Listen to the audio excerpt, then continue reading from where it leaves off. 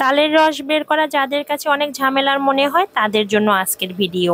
দুইটি সহজ পদ্ধতিতেই তালের রস বের করা দেখিয়ে দিচ্ছি। তো আশা করি আপনাদের ভালো লাগবে, আর ভালো লাগলে অবশ্যই আমার সাথে থাকবেন আর ভিডিওটি শেষ পর্যন্ত দেখার অনুরোধ রইল। আমি এখানে দুটো তাল নিয়েছি আর তাল দুটো কিন্তু খুব ভালোভাবে ধুয়ে নিয়েছি।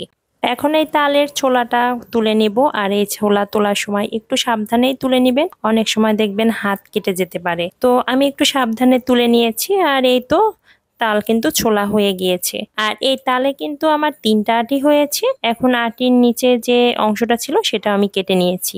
এরপরে এই আটি একটার সাথে আর একটা ধরে একটু থেতলে নিব।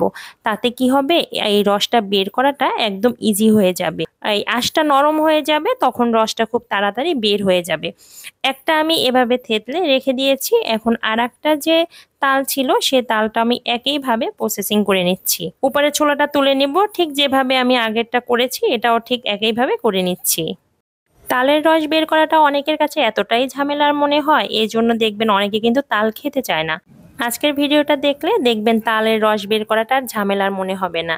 এখন আমি একটা এই স্টিলের গ্রেটার নিয়েছি এবং একটা আটি নিয়ে ঠিক আমি যেভাবে করেছি এভাবে একটু ঘষে নিব। আর এই গ্রেটারের উপর আটিগুলো রেখে একটু প্রেসার দিয়েই কিন্তু ঘষে নিতে হবে, তাহলে খুব তাড়াতাড়ি রসটা বের হয়ে যাবে। আমি কিন্তু সবসময় এভাবেই আটি থেকে রস বের করে থাকি, আর এটা আমার কাছে অনেক সহজ মনে হয়। তো আমি একইভাবে 3টা আটি থেকেই তালের রস বের করে নিয়েছি। এখন এই তালের রস একপাশে রেখে দিয়েছি। এখন আমি আর একটা আটি থেকে রস বের করা দেখিয়ে দিব। এটা আমার কাছে অনেক সহজ মনে হয়, আর যারা এই গ্রেটার দিয়ে বের করতে পারেন না তারা এই পদ্ধতি অবলম্বন করে নিতে পারবেন। আমি প্রথমে এই একটা আটি এইভাবে থেতলে নিয়েছি। এরপরে আমি একটা কেচি নিয়ে এই পুরো আঁশটা কেটে নিচ্ছি।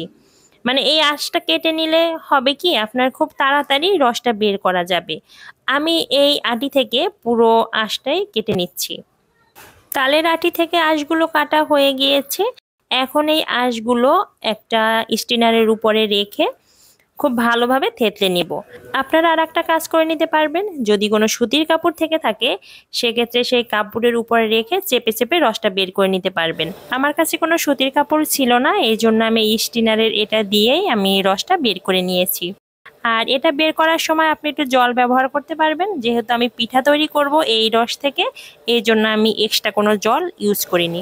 আমি ঠিক এইভাবেই বাকি যে আটি ছিল সেটা থেকেও তালের রস বের করে নিয়েছি। তো দুইটা পদ্ধতিই কিন্তু আমার কাছে অনেক সহজ মনে হয়। আপনারা অবশ্যই যে কোনো একটা পদ্ধতি অবলম্বন করে তালের রস বের করে নিতে পারবেন একদম সহজে। আজকের ভিডিও আপনাদের কেমন লেগেছে অবশ্যই একটু কমেন্টে জানিয়ে দিন।